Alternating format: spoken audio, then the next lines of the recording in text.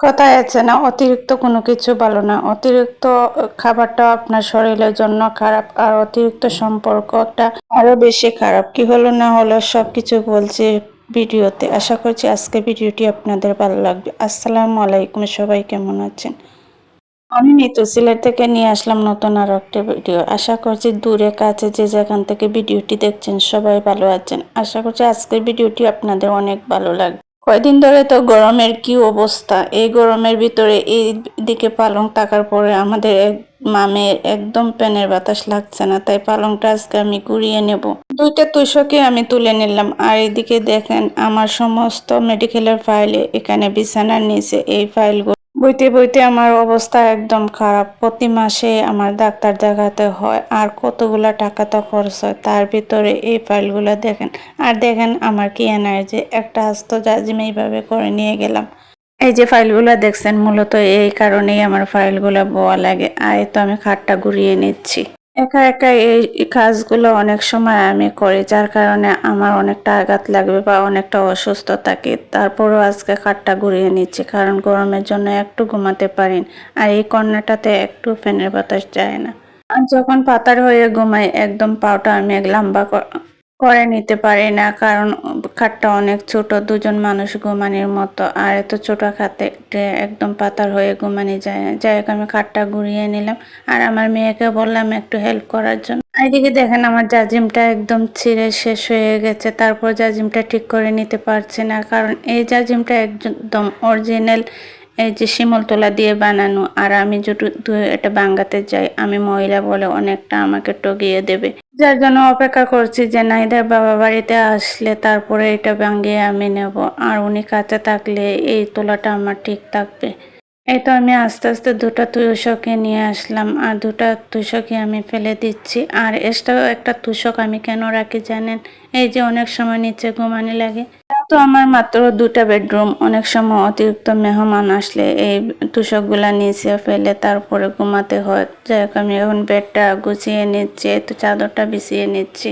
আর এদিকে খাট টানলে মানে জায়গাটা অনেক কমে যায়। তারপরে কি করব, এই যেখানে আমি যে মাথা দিয়ে ঘুমালে অনেকটা ফ্যানের বাতাস লাগবে। খাটটা ঘুরিয়ে নিলে এরকম রুমটা যদি আর একটু বড় থাকতো তাহলে অনেক সুন্দর লাগতো, কিন্তু রুমটা অনেক ছোট হওয়ায় এইরকম খাট রাখলে একদম অল্প জায়গা থাকে। এরপরে আমি ড্রেসিং টেবিলটা নিয়ে আসবো। আর ড্রেসিং টেবিলটা আনার আগে আমি এই জায়গাটা পরিষ্কার করে নিচ্ছি। এই জায়গাতে দেখেন আমরা প্রতিদিন ক্লিন করার পরেও দেখেন কতগুলা ময়লা বের হয়েছে কাঠটা সরানোর পরে। আজ আমি সকাল উঠে এগুলা কাজে লেগে পড়লাম। একদম সকালে ড্রেসগুলা করে নিয়ে রাতে গরমের জ্বালায় কি করব, উঠে আমি আবার গেঞ্জি পরে ঘুমিয়ে যাই। আর উঠে আর গেঞ্জিটা আমার খোলা হয়নি, এইরকমই কাজে লেগে পড়লাম। রাতের বেলায় আমি আমার মেয়েকে বলেছিলাম যে সকাল উঠেই আমি খাটটা ঘুরিয়ে নেব, কারণ অনেকটা গরম। আর তারপরে এরকম খাট থাকলে একটু বাতাস লাগে না। এরপরে আমি এই যে রাতের কাপড়গুলো তুলে নিচ্ছি, আর এই কাপড়গুলো আমি এখন গুছিয়ে নেব।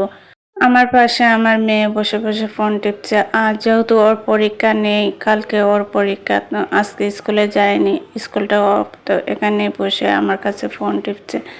আর ওর কি ফোন টিপে, ও শুধু এই যে কার্টুনগুলো দেখবে। অনেক সময় আগে আগে এত বড় হয়ে গেছে এখনো কার্টুন দেখে। যাই হোক, আমি কাপড়গুলো গুছিয়ে নিচ্ছি। আর প্রতিদিনই আমি গোসল করে ড্রেসটা পরে নিই, কিন্তু রাত যখন অর্ধেক হয়ে যায়, একটা বা দুটার দিকে উঠে আবার গেঞ্জিটা পরে নেই, গরমে এত পরিমাণে পড়েছে। আমি আমার কাপড়গুলো আবার ডুবে রেখে আর আমার মেয়েরগুলো ওর ডুবে রেখে চলে আসলাম এই যে এখানে আমি ময়লাগুলো এনে রেখেছি। এই ময়লাগুলো আমি কিচেনটা ঝাড়ু দিয়ে তুলে নেব। আসলে যতই আমরা রুম পরিষ্কার করি না কেন, রুমগুলা যখন ফার্নিচারগুলো এদিক থেকে এদিক পরিবর্তন হয় তখন দেখবেন কত ময়লা বের হয়। ঘরগুলা পরিষ্কার করে আমি মুছে নিলাম। আর ঘরগুলা মুছতে অনেক কষ্ট হয়, যেহেতু বসে বসে ঘরগুলা মুছতে হয়। মাঝে মাঝে অবশ্য আমি মুখ দিয়ে মুছে নেই, আর প্রতিদিনই মানে হাত দিয়ে মুছি। যেদিন মনে করেন বেশি বিরক্ত লাগে তখন আমি মুভ দিয়ে মুছে নিই। আর মুভ দিয়ে মুছলে কি হয়, ওই যে টেবিলের কোনাটা না, এগুলো একদম নিয়ে আসা যায় না, যার কারণে হাত দিয়ে মুছে নেই। এবার আমি এই যে বাসি তরকারিটা ছিল, এই তরকারিটা গরম করে নিলাম। আর এদিকে আমি মুগ ডাল ভেজে নিচ্ছি। আমার মেয়ে বলছে মুড়ি ঘন্ট খাবে, আর মুড়ি ঘন্টর জন্য আমি ডালটা ভেজে ভিজিয়ে দিলাম আর এদিকে মাথাগুলো আমি ভেজে নিচ্ছি। আর কি ভুল করেছি দেখেন, এটাতে যেহেতু আমি মাছ ভাজি করি না, শুধু তরকারি রান্না করি, এটাতে বসিয়ে দিলাম যে একে মানে কড়াইয়ে ভেজে আবার রান্না করে নেব। আর এই তাড়াহুড়া করতে গিয়ে দেখেন আমার মাছটা একদম লেগে গেছে, এখন ভেঙে তারপরে আমার তুলতে হচ্ছে। এবার আমি এখানে আদা রসুন একসাথে ব্লেন্ড করে দিয়ে দিলাম।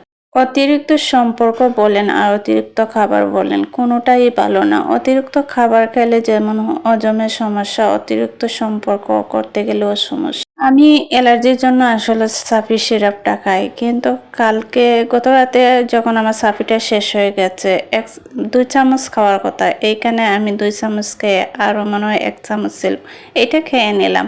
খাওয়ার পরে আমার রাতে এমন অবস্থা হলো, কতটুক পর পর মনে হচ্ছে আমাকে কেউ চিমটি কাটছে, সারা শরীর জুড়ে কেউ চিমটি কাটছে, মানে এরকম অ্যালার্জির সমস্যা করছে, অনেকটা অস্থিরতা লাগছে। রাত 2টার দিকে উঠে আবার আমি গোসল দিলাম, গোসলটা দিয়েও দেখে আমার এরকম করছে। মনে মনে ভাবলাম আসলে অতিরিক্ত কোনো কিছুই ভালো না, ওষুধ বলেন খাবার বলেন যাই না।